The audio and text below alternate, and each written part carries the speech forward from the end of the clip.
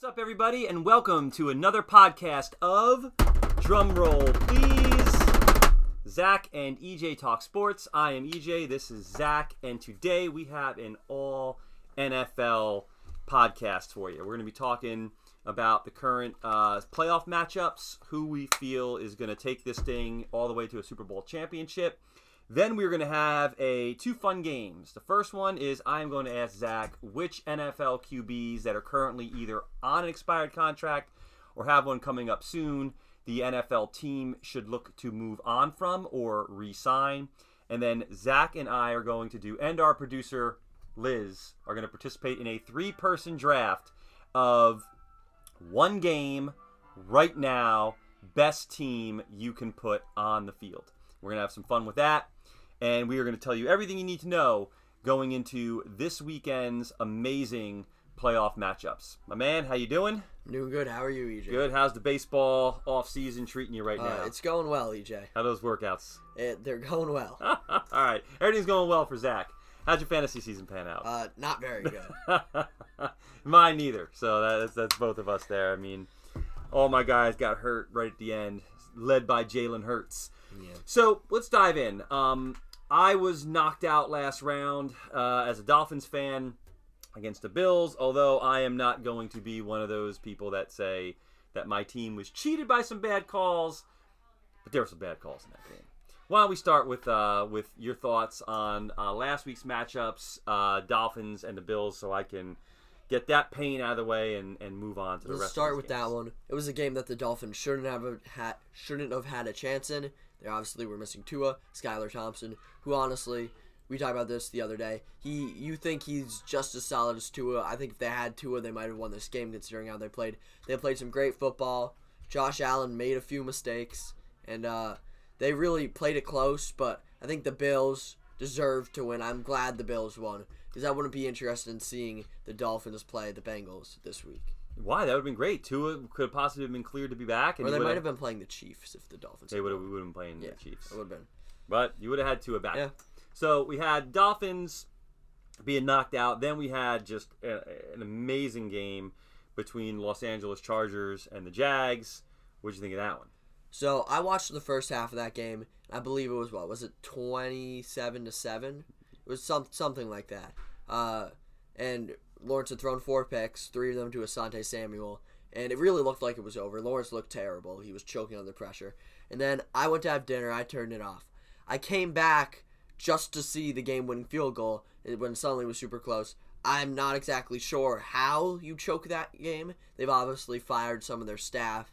I assume they'll make some personnel moves throughout the offseason as well to address what's happened the last 2 years, obviously, because they got knocked out in the last game by the Raiders in overtime last year. But yeah, it was a good win for the Jags. I'm excited to see them try to take on the Chiefs this week. I don't know if they can hang with them, but it's good to see. Yeah, I shut that game off at the half and started watching Top Gun Maverick. Got sucked into that, and then by the time I went back and looked at the score, I couldn't believe what had happened. But that's the Jaguars. How can you not root for the Jaguars right now? I mean, going with where they started last year with the whole Urban Meyer debacle, coming in this year, Doug Peterson, starting out hot, then going ice cold, then heating up again, and now making this run in the playoffs. I mean, if they have any magic left, they're absolutely going to need every bit of it against the Chiefs, especially 100%. In Kansas City. And then on the flip side, we had the Giants. Everybody freaking out around here because we're in the New York market. The Giants going out to Minnesota. And did the Giants win that game, or did Minnesota lose that game? I think it's a mix of both, obviously. They held the great Minnesota offense somewhat in check. They had 24 points, which for them isn't like a large sum. I think it was the offense was led by Saquon. He was a large part of that offense. Isaiah Hodgins had a great game. Daniel Jones looked fantastic, especially on the ground. But what I noticed is that I don't know if you can blame the coach, whoever called that last play, but especially Kirk Cousins. 4th and 8, you don't throw a quick out to the boundary. To your tight end. Expect your tight end to break like 2 or 3 tackles and go Michael Jordan in Space Jam for the first down with the season on the line.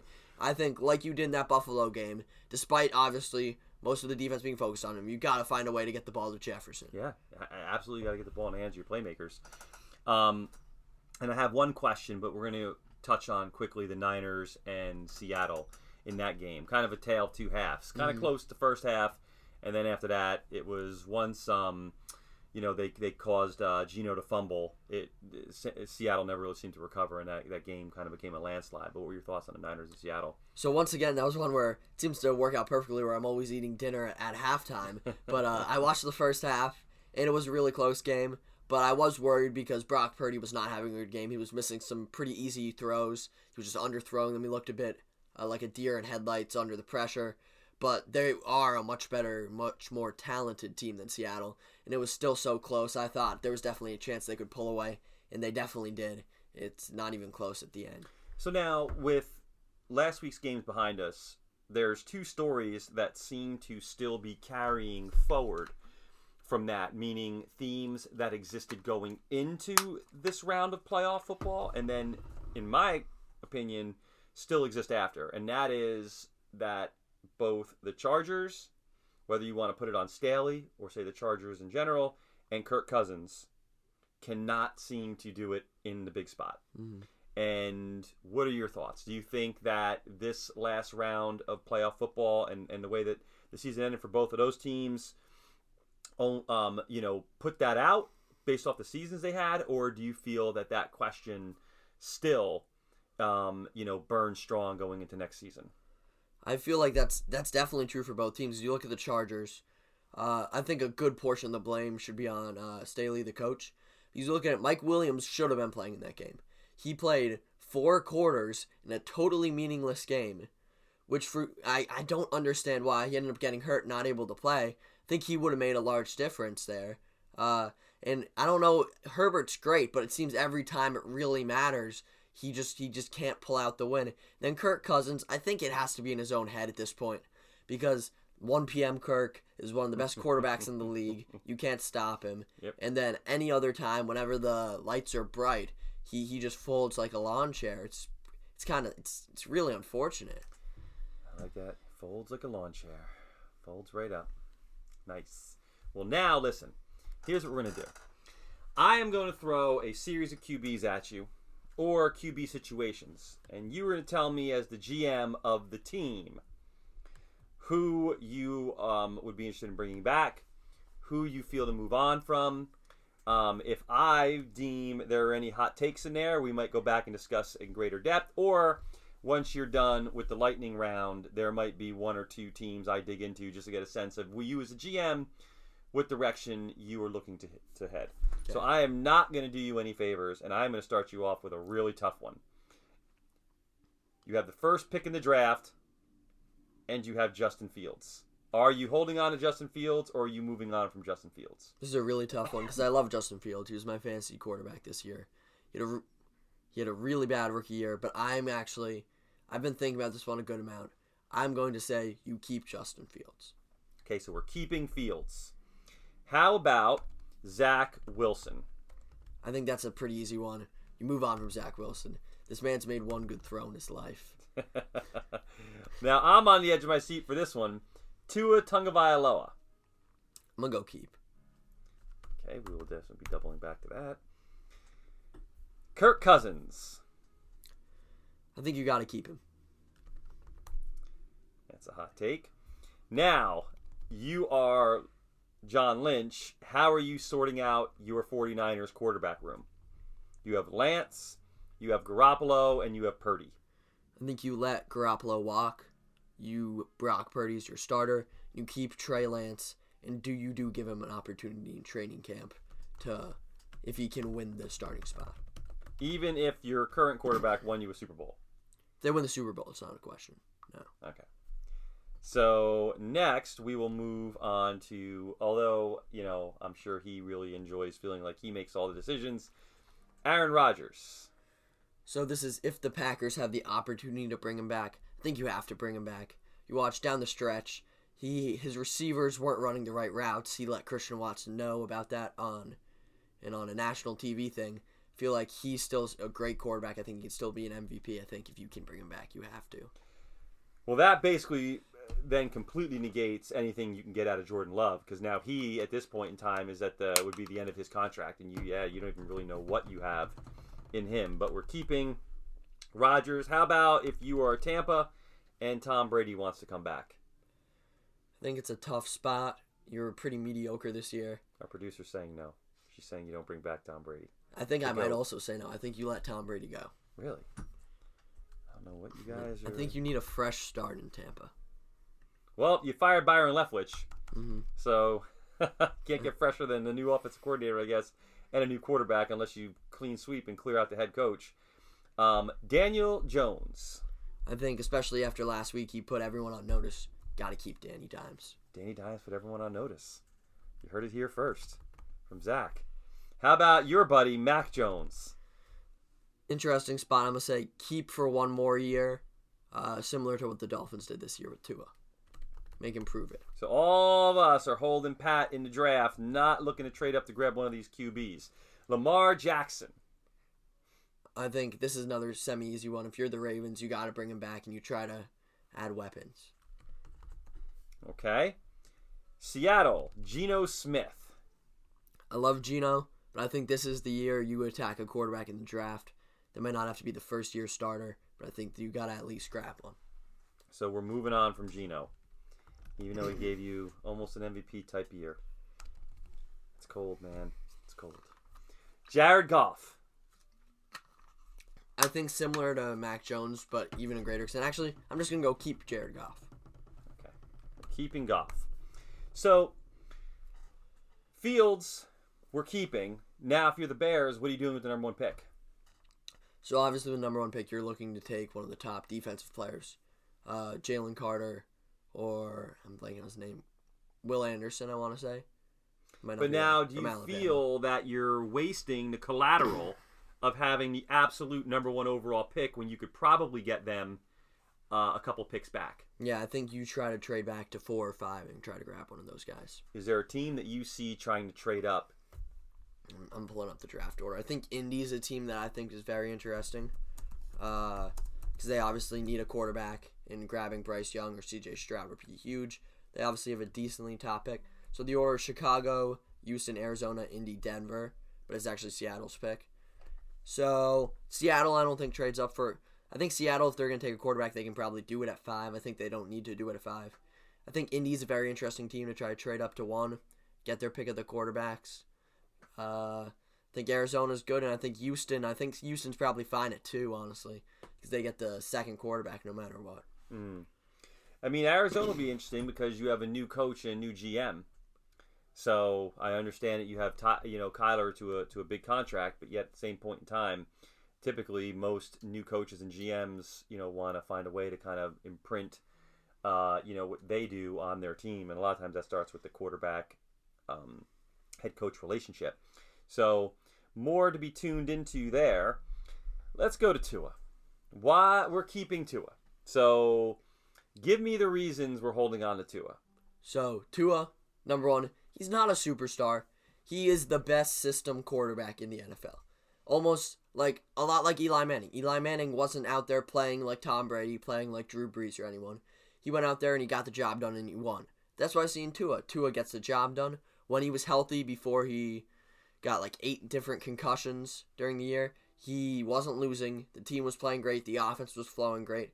Obviously, everyone sees his missed throws and his underthrows because everyone likes to hate on Tua, but he makes a lot of very quality throws. Okay, so then let me bring up these points, and you tell me how you counter these points. First of all, as Bill Parcells said, the best ability is availability. Mm-hmm. Since college, Tua has not been able to remain healthy. Has not had an NFL season that he has not had to miss time. Second to that, I will say that he started off the year hot. But we had a situation, and I say we, being a Dolphins fan, I'll keep it more neutral. The Dolphins had a situation where they had a coach come in, institute a new scheme. There wasn't much tape, right? So he plays through. It appears as you watch, that he didn't move seamlessly through the Ravens game, had his struggles. That first game against New England had many opportunities in that game dropped interceptions, chance to pick them off. Wasn't playing great. Goes in, gets hurt against the Bengals. Comes back after being out for a while to the softest part of the Dolphins' schedule. But then as we move into the part where now there's enough tape out there, he's played enough consecutive weeks, he goes into games against the 49ers, the Chargers, and Green Bay, and plays terrible. I know everybody says, well, it's a tale of two Tuas against Green Bay. He was concussed. I don't necessarily buy it, especially since the whole team said he wasn't experiencing concussion-based syndromes during the game. And two, he only completed 2 fewer passes in the second half than he did the first half. So I don't understand if he came out, they said, oh, he was concussed in the first half, came out in the second half and immediately started throwing interceptions. But he played a whole quarter and a half before he started, hitting Green Bay players in stride. So I'm not looking to bash the man or his health-related industry, situation, meaning that, concussions are serious business, and obviously he does have major things to keep in mind regarding his long-term health and everything else. But if you are a GM who is looking to sign a quarterback to a long-term deal who has not shown you at all he can stay healthy, that essentially means that you're not only having to buy one quarterback, but you're probably having to buy 2, right? Because you know that whoever you sign or that Tua is not going to be able to play a full season for you. Maybe can give you 60 to 70%, but you're going to have another quarterback that have to step in for 30% of your schedule and have to win meaningful games, possibly playoff games, because he's already demonstrated this year that he is capable of sustaining injuries that will keep him out at that length. So for you as a GM, how do you approach a situation like that? So if you're going to sign Tua, do you see it as needing to bring in additional things or additional players to make sure that you now have an insurance card on Tua? And is Tua worth that? Is he worth saying that this guy is that good that we're going to keep him here? We're going to have to sign another high-priced backup quarterback and probably have to go out and maybe overpay for the offensive line as well, especially if he's going to command, a top-tier quarterback salary. Mm-hmm. So we'll say that Tua's not doing you any favors, and, he wants the money that he feels he can get on the open market. I think what you do is you look at guys like Lamar Jackson. Lamar Jackson also has a similar problem, staying healthy.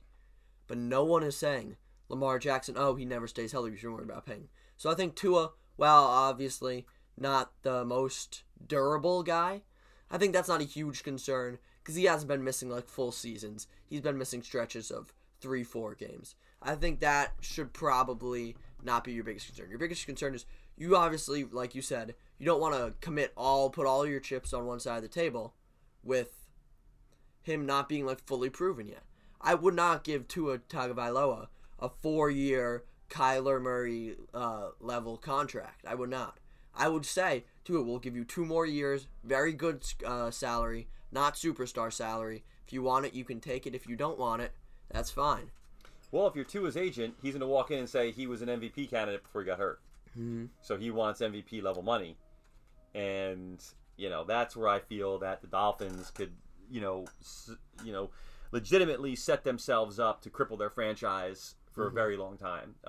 Quarterback contracts, especially when you have an injury-prone quarterback, are very, very tough to get out of. And obviously nobody wishes, injury on anybody. I mean, these guys are going out there and they're sacrificing their bodies and, in ways that, could have life-altering repercussions. But at the same point in time, it is a game, it is a business. And, when we're breaking it down in this type of capacity and taking the human element out of it, he just doesn't seem to be a wise investment for me. But I understand your point. I like that you said you're keeping Jared Goff. I do think Jared Goff has been a very underrated quarterback. I felt like he wasn't done justice with the Rams. And actually, I think if we sit here today and we look at both the trades that the Rams and Broncos made, going back now and selling the farm for quarterbacks, the Rams got their Super Bowl, but at the same point in time, look at the state of their franchise. And, they no longer have the chips right now to start digging themselves out of it. And, Denver better figure this out quick or they're going to be in the same exact boat. So I like Jared Goff. I love Detroit. I was so disappointed that they missed the playoffs I was Been really hoping fun, they were gonna get in there.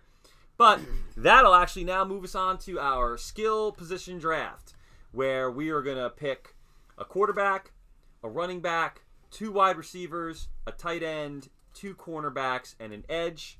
We can pick in any order that we want, and we are going to go in. What is our draft order going to be? You want to do some rock paper scissors? We will be gentlemen, and our producer will be awarded the first pick of the entire draft, and then we will say beauty before age, and you can pick second. Thank you. And I will pick third, and then we'll come back around with the snake. So with the first pick in the all-time skill position draft, let me just set this up here right now for each of us to have our teams, and I can keep track. Okay, our producer Liz is up first. Liz, with the first overall pick in the 1 game to play best possible players draft, you are taking who? Tom Brady. What the heck is wrong with you? All right, she's going with the GOAT. Controversial? Maybe. Smart? Maybe. But do we expect anything less from our producer? No. All right, I'll go now. I'm going to take the biggest positional advantage you can get. I'll be taking Travis Kelce. Nice. Okay, I can't leave him on the board, so I will say Pat Mahomes. I come back with the snake pick, and I am going to take Saquon Barkley. Interesting pick there. I think you could have got Saquon a few rounds later. Well, maybe in this draft when Tom Brady goes number 1, but I like Saquon. So I'm going to take Justin Jefferson here. Okay. Yeah. Producer Liz? Cooper Kupp. Okay. It's a good pick. You have the snake pick. Who are you taking next? Devontae Adams. All right, so you were set at receiver. We go to Zach, who is sitting with Kelce and Jefferson. I'm going to go defense. Give me Micah Parsons. I like Micah Parsons here. All right, you're building quite the team. I am going to take with my pick. I guess it really doesn't matter because I have the snake, but I'm going to take Tyreek Hill. And coming back, I am going to take Sauce Gardner. Ooh, that's a good pick.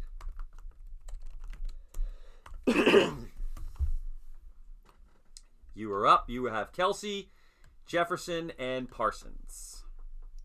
I'll come back and get my running back. I'll take Derrick Henry. The King. Producer Liz, you have Tom Brady, Cooper Kupp, and Devontae Adams. Kittle. What? That's a solid pick. That was my second tight end on my board. Kittle? You're stuck at tight end now. All right. You have the next pick as well, so... You're going to have to take Gesicki now. Diggs? I forgot the other parts that we were doing. You're doing... you can't... you talking about Trayvon Diggs? Because that would be a good pick. Or he's about Stephon Diggs? Because no, you've already picked... Trayvon Diggs. Oh, yeah, that's what you meant. Yes! I knew I was done with wide receivers. Okay. Solid pick. That's a solid pick. Zach, I mean, we should preface the fact that our producer, in her first year of fantasy football, did go to the championship game, which is more than I've accomplished in all the years of football, fantasy football that I've been playing. So, okay, so we have Kelce, Jefferson, Parsons, and Henry. I'm going to leave the edge rushers just so you guys can narrow it down for me. I'm not sure who I want to take. I'll take my first corner. I'll take Pat Surtain.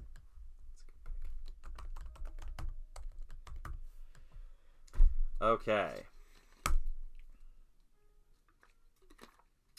I am going to take Nick Bosa. I like that. And I'm going to take Jamar Chase. So that's your second receiver? Yes. So I am now set at quarterback, running back, receiver, and My number 2 receiver still on the board, man. Yeah. So you have your tight end Kelsey, wide receiver 1 Jefferson, edge 1 Parsons, running back Henry, and defensive backfield 1 Surtain. Well, I was gonna wait on quarterback and wide receiver because neither of you need one. So I think I will. It's a tough decision with corners and edge just left. I think I'll take T.J. Watt. Okay. Producer Liz, you are sitting on Tom Brady, Cooper Kupp, Devontae Adams, Brittle Kittle, and Trayvon Diggs. Who do we want next? You still need another cornerback. You still need 2 edge rushers and 2 edge rushers. Joe Burrow? Yeah, no, that's not going to work. I'm pretty sure you said Myles Garrett. Thank you. Myles Garrett, that's a good pick, Liz. Okay, you have another pick coming your way. Which we have Tom Brady, Cooper Kupp, Devontae Adams, Brittle Kittle, Trayvon Diggs, Myles Garrett. Cameron Hayward? Cam Hayward? All right. It's an interesting pick. We are to Zach now. So I need one more corner, receiver, and quarterback. Yes, sir. I'll just take my quarterback now because I'm not sure which corner I want. I'll take Burrow. You already have your quarterback. You're good. No, you're set with quarterback. Cornerback you need to. Cornerback. For clarification. Okay, I have Pat Mahomes, Saquon, Tyreek, Sauce, Nick Bosa, Jamar Chase. I am going to go with Mark Andrews as my tight end. And coming back, let's see here. I am going to take... I'm going to go a little controversy. I'm going to pass on Ramsey, and I'm going to go Jair Alexander as my second cornerback. I had him on my list. I like that. You have Kelsey, Jefferson, Parsons, Derrick Henry, Pat Surtain, T.J. Watt, Joe Burrow. I'm just going to take my receiver here. I'll take Diggs. Still not sure which corner I want to take, so I'm going to let Liz narrow it down. Yes. Cornerback. You have Brady, Cooper Kupp, Devontae Adams, Kittle, Trayvon Diggs as corner 1, Myles Garrett and Cam as your rushers. You still need, for your final 2 picks, you need to select a running back and another cornerback. Darius Slay. Slay. All right. Eckler. Nice picks. Like them. There you go. Okay, Zach, you are sitting with Kelsey, Jefferson, and Diggs as your wideouts. You have Parson and Watt as your rushers. You have Surtain in your backfield, Burrow as your QB. So you are still sitting on needing one more defensive backfield player. Not a great year for him, but he had a great last game. I'll still take Ramsey. All right. And I have Pat Mahomes as my quarterback, Saquon as my running back, Tyreek and Chase as my receivers. I have Andrews as my tight end. I have Sauce Gardner and Jair Alexander as my corners. I have Nick Bosa, number 1, as my edge. And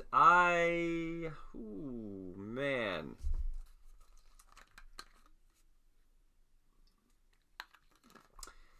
I'm going to shock the world, and I am going to take Aiden Hutchinson. Really? It's an interesting pick. I'm going to pass on Shaq.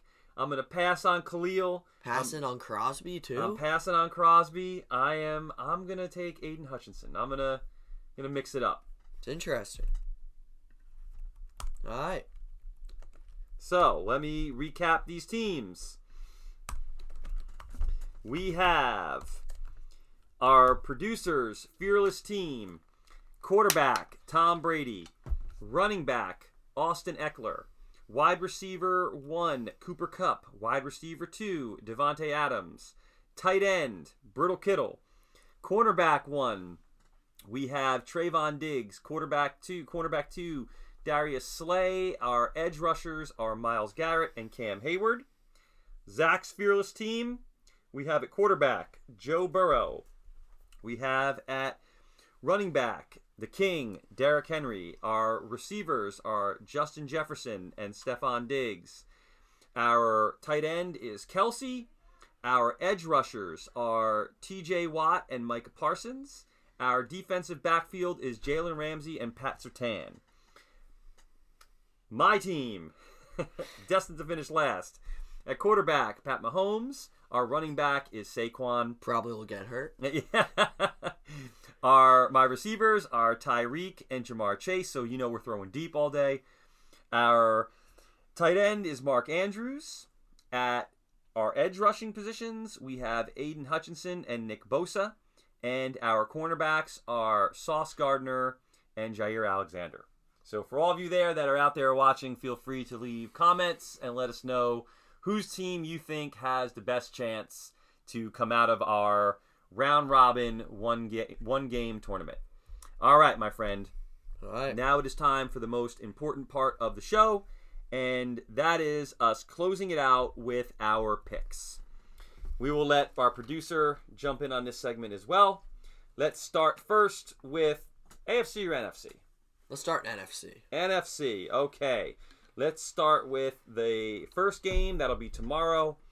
Giants heading to Philadelphia. Who do you have? You know, this is a really interesting one because I love the Eagles. Miles Sanders is my guy. Skinny Batman. I love him too. And the Eagles probably are the better team. And I really want the Giants to win. And I think the Giants do have this one. They're coming in with a ton of momentum. Every player on their team is playing great. And I think Jalen Hurts hasn't played in a while. He's going to come in. Well, he played in Week 18, but it was an uninspiring performance. I think he's going to come in a bit rusty. I think the offense is going to be a bit slow. It's one of the disadvantages of having the first round bye. If your team comes in super hot, you're not really that hot because you didn't play last week. I think the Giants win a close one. All right. Producer Liz, who do you like? Giants or the Eagles? I'm going to say the Eagles. Okay, that would make me the tiebreaker. And I feel that at home, with Hurts having some time to rest, while I would love to pick the Giants and see the Giants shock the world, I think the Eagles are going to do it. So we're going 2 for the Eagles, 1 for the Giants. That brings us to the Sunday night game, and that is the Cowboys visiting the 49ers. We'll start with you this time. Who do you like? I like the Niners. The Cowboys are going to choke in the playoffs once again. Dak, Zeke, all dem boys, they're gonna choke once again. They have some solid talent this year. Parsons, Pollard, who haven't always been on the team when they've choked. But I think the Niners' defense is going to shut down that offense to an extent. And then I think Brock Purdy gets the job done once again. Okay. I am going to take the Cowboys in this one. Really? For the only reason that we haven't seen Brock Purdy need to play from behind yet. And I feel like the rest of the games I'm going to pick are going to be by the chalk. So, well, maybe not. Actually, think about another one. We'll have to save that for when we get to it. But I'm gonna go with the Cowboys because I feel like everybody's saying the Niners, and usually that's when a team sneaks in and upsets. So I'm saying Cowboys. Producer Liz, who are you saying? Unfortunately, I love the Cowboys, but Zach's right. They do choke under pressure, and the 49ers defense is insane. I even know that, and I know nothing. You've heard it here first. Producer Liz says 49ers will win. Okay. Jags and Chiefs tomorrow at 4:30. I feel like this one's pretty simple. I love the Jags. I wish they'd win. But I don't think it's going to be close. I think the Chiefs destroy them. So the Jags run out of magic. I think they do. Producer Liz, what do you say? I want to see an upset, so I'll say I want the Jags to go for it. Oh.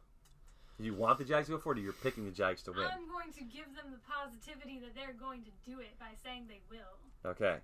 So the Jags are being thrust to will to win by our producer Liz. I'm going to say the Chiefs, and unfortunately I feel like this could be just a severely blown out kind of game where the Chiefs might be doing to the Jags what the Chargers did but able to finish. And that brings us to my favorite game of the week, the Bengals and the Bills. Let's start with producer Liz on this one. Bengals or Bills? It's really a tough call. It really is, but I'm going to go with the Bills. They've just been playing really well in all the games that I have been able to catch. That's all. That's literally the best I can do. So the games that our producer has been able to catch, she has deemed that the Bills are the team to beat. I'll pick next. I am going to go with the Bengals. I cannot root for the Bills as a Dolphins fan, and I like the Bengals. I think that until I see, something different, just the way the Bengals carry themselves and the fact that they're never really out of a game, I think that is the kind of team that's a nightmare for the Bills, who do prey on momentum and intimidation and, expecting teams to kind of start to kind of pull away or cower. When teams kind of stand up to the Bills and push back, they rattle. And anybody that watched that Dolphins game last week knows that the Dolphins had the Bills severely rattled and then made, one costly mistake and then, a missed call, and the momentum shifted back to the Bills. But I think teams like the Bengals that can keep the pressure on and also don't seem to blink in the face of adversity are the teams that can give the Bills, a lot of trouble in the playoffs. So I'm going Bengals. I think I'm also going Bengals, even though they had a very non-convincing win last week against Tyler Huntley starting at quarterback. They needed a 97-yard scoop and score to win. Mm-hmm. But I feel like Joe Burrow, he doesn't get rattled, like you said. I think he really wants it this year after last year. I think the Bills, I think Josh Allen just makes a few too many mistakes. He's very polarizing, but I feel like a lot of times, I think he throws a pick and I think he fumbles once. I think that's enough for Joe Burrow to get the job done. All right. So now let's just end today's show, since we may not be on before the Super Bowl. Let's talk about what two teams do we see in the Super Bowl. So, producer Liz, you have the Jags and the Bills. You need to pick one of those two teams, and you have the Eagles and the 49ers. So, who do you have coming out of the AFC? The Jags or the Bills? The Bills, probably. Okay, so you have the Bills representing the AFC, representing the NFC. Do you have the Eagles or the Niners? I'm going to say the 49ers again. Okay, so we have a Bills, 49ers, Chris Berman, ESPN, all way back, primetime special. He always used to pick the Bills and the Niners, so you have the Chris Berman special right there, Bills and Niners. Zach, you have the Chiefs and the Bengals, and you have the Giants and the Niners. Who do you have in the Super Bowl? I'm going to take the Bengals. They're the Chiefs' kryptonite, essentially. The Chiefs can't seem to beat them. I think the only person in the NFL you can argue is as good as Patrick Mahomes is Joe Burrow. Mm-hmm. He's just gross, man. And then on the other side, once again, I really want to pick the Giants, and it's going to be very basic, but I'm going to pick the Niners. I don't see the Giants being able to play with them because I think they have very similar identities offensively and defensively, and I think the Niners do everything the Giants do, just a bit better. Okay. So I got them going to the Super Bowl, and I think, are we picking the Super Bowl right now? Well, we'll hold off. All right, we'll hold off. We'll keep everyone in suspense. So I have the Chiefs and Bengals, and I am left with the Eagles and the Cowboys. And while I would love to absolutely say that Brock Purdy finishes this thing and has a Tom Brady type introductory season here, I had them getting knocked out by the boys. I'm going to say that the Chiefs crack the Joe Burrow code, and I'm going to put the Chiefs and the Cowboys in the Super Bowl. So that is my Super Bowl. I have the Chiefs and the Cowboys. Zach, you have the Bengals and the Niners. Yeah. Which is the old school Joe Montana Boomer Esiason rematch. And our producer has the Chris Berman special, Bills and Niners. All right. Well, this was an awesome week. Let us know what you think of Zach's should we keep or move on, our one player, one team, one game draft, and our NFL playoff picks. Till then, producer Liz, stay golden. My man, stay cool, and we'll see you next time.